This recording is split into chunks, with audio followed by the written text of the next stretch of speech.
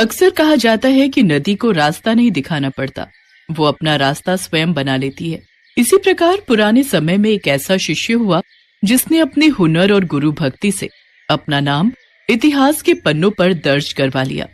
उस वीर योद्धा का नाम था एकलव्य।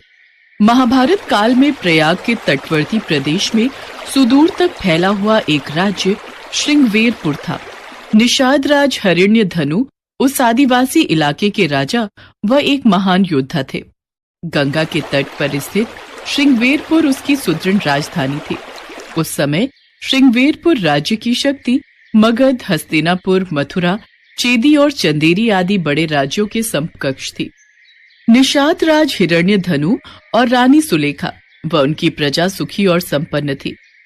निषाद राज हिरण्यधनु की रानी सुलेखा ने एक पुत्र को जन्म दिया जिसका नाम अभिद्युम्न रखा गया। बचपन में वह अभय के नाम से जाना जाता था।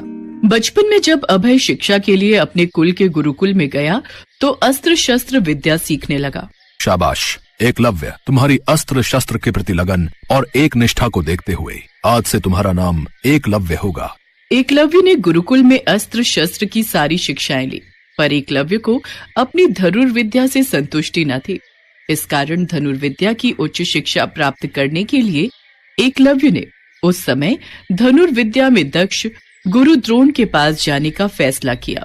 पिताश्री, मैं गुरु द्रोणाचार्य जी से धनुर्विद्या सीखना चाहता हूँ, इसलिए आप मुझे उनके पास शिक्षा ग्रहण करने के लिए जाने की आज्ञा प्रदान करें। पुत्र एकलव्य, पर जहाँ तक मैं जानता हूँ गुरु द्रोणाचार्य केवल ब्राह्मण तथा क्षत्रिय वर्ग को ही शिक्षा देते हैं। मुझे नहीं लगता कि वे तुम्हें शिक्षा देने के लिए मानेंगे भी या नहीं। पर पिताश्री, मैं एक बार बस उनसे इस विषय में बात करके लौट आऊंगा। यदि वे शिक्षा देंगे तो मैं अपने आप को भाग्यशाली समझूंगा, अन्यथा उनका आशीर्वाद पाकर लौट आऊंगा। एकलव्य धनुर्विद्या सीखने की धुन और द्रोणाचार्य को अपनी कलाओं से प्रभावित करने की सोच लेकर उनके पास गया, परंतु गुरु द्रोणाचार्य ने उसे शिक्षा देने से इनकार कर दिया। एकलव्य इस बात से तनिक भी आहत न हुआ और उसने वहीं जंगल में रहकर धनुर्विद्या प्राप्त करने की ठान ली। उसने जंगल में द्रोणाचार्य की एक मूर्ति बनाई और उन्हीं का ध्यान कर धनुर्विद्या का अभ्यास करने लगा। एक दिन आचार्य द्रोण अपने शिष्यों और एक कुत्ते के साथ आखेट के लिए उसी वन में पहुंच गए जहां एकलव्य अपनी धनुर्विद्या का अभ्यास कर रहा था।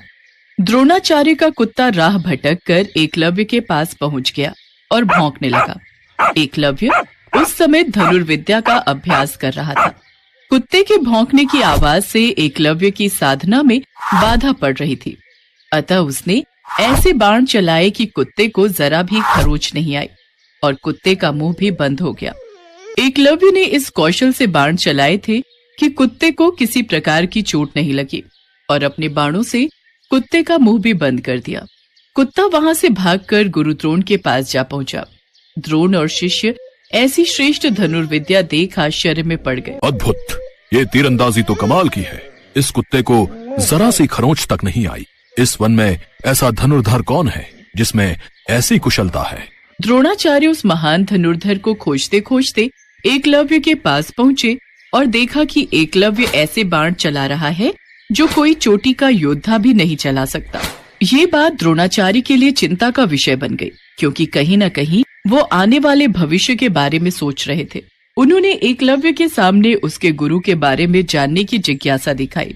पुत्र, धनुर्विद्या में तुम सचमुच पारंगत हो। गुरुदेव, आप प्रणाम। गुरुदेव, आपके दर्शन पाकर मैं धन्य हो गया। पुत्र, क्या तुम मुझे जानते हो? गुरुदेव, एक बार मैं आपसे धनुर्विद्या सीखने के लिए आया था। मैं वही एकलव्य हूँ। हाँ, मुझे कुछ याद तो है, पर तुमने ये धनुर्विद्या किससे सीखी? तुम्हारे गुरु कौन है जिन्होंने तुम्हें ये शिक्षा दी? मैंने तो आप ही से ये धनुर्विद्या सीखी है गुरुदेव। वो देखिए। गुरु द्रोणाचार्य ने देखा वहाँ एक प्रतिमा बनी हुई थी जो स्वयं गुरु द्रोणाचार्य की प्रतिमा थी। उन्हें ये जानकर और भी आश्चर्य हुआ कि द्रोणाचार्य को मानस गुरु मानकर एकलव्य ने स्वयं ही अभ्यास से ये विद्या प्राप्त की है। अपनी प्रतिमा को देख आचार्य द्रोण ने कहा, अगर तुम मुझे ही अपना गुरु मानते हो तो मुझे गुरु दक्षिणा दो। गुरुदेव, आपको गुरु दक्षिणा में क्या चाहिए? मुझसे कहिए, मैं आपको अपने प्राण तक दे सकता हूँ। दक्षिणा में गुरु द्रोण ने अंगूठे की मांग की ताकि एकलव्य सर्वश्रेष्ठ धनुर्धर ना बन जाए। कहीं न कहीं उन्हें भविष्य का भी भय था और अगर ऐसा हुआ तो अर्जुन को महान धनुर्धर बनाने का उनका वचन झूठा हो जाएगा। इसलिए उन्होंने दक्षिणा में एकलव्य से उसके सीधे हाथ का अंगूठा मांगा। यदि तुम मुझे दक्षिणा देना ही चाहते हो तो मैं गुरु दक्षिणा में तुम्हारे दाहिने हाथ का अंगूठा मांगता हूँ। जो आज्ञा गुरुदेव। गुरु द्रोण की ऐसी इच्छा देखकर भी एकलव्य का मन जरा भी विचलित नहीं हुआ। उसने बिना हिचकिचाहट अपना अंगूठा काटकर गुरु द्रोणाचार्य को अर्पित कर दिया। ये देखकर गुरु द्रोणाचार्य चकित रह गए और एकलव्य को आशीर्वाद देकर अपने शिष्यों के साथ वहां से वापस लौट गए। अंगूठा कट जाने के बाद एकलव्य ने तर्जनी और मध्यमा अंगुली का प्रयोग कर तीर चलाने का अभ्यास किया। यहीं से तीरंदाजी करने के आधुनिक तरीके का जन्म हुआ। अतः एकलव्य को आधुनिक तीरंदाजी का जनक कहना उचित होगा।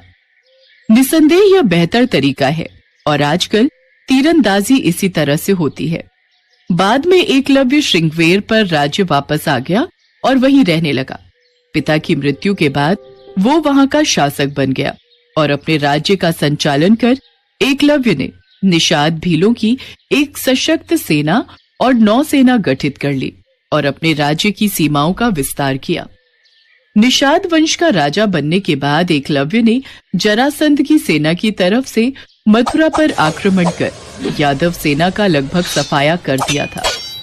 यादव वंश में हाहाकार मचने के बाद जब कृष्ण ने दाहिने हाथ में महज 4 अंगुलियों के सहारे धनुष बाण चलाते हुए एकलव्य को देखा तो उन्हें इस दृश्य पर विश्वास ही नहीं हुआ। एकलव्य अकेले ही सैकड़ों यादव वंशी योद्धाओं को रोकने में सक्षम था। इसी युद्ध में कृष्ण ने छल से एकलव्य का वध किया था।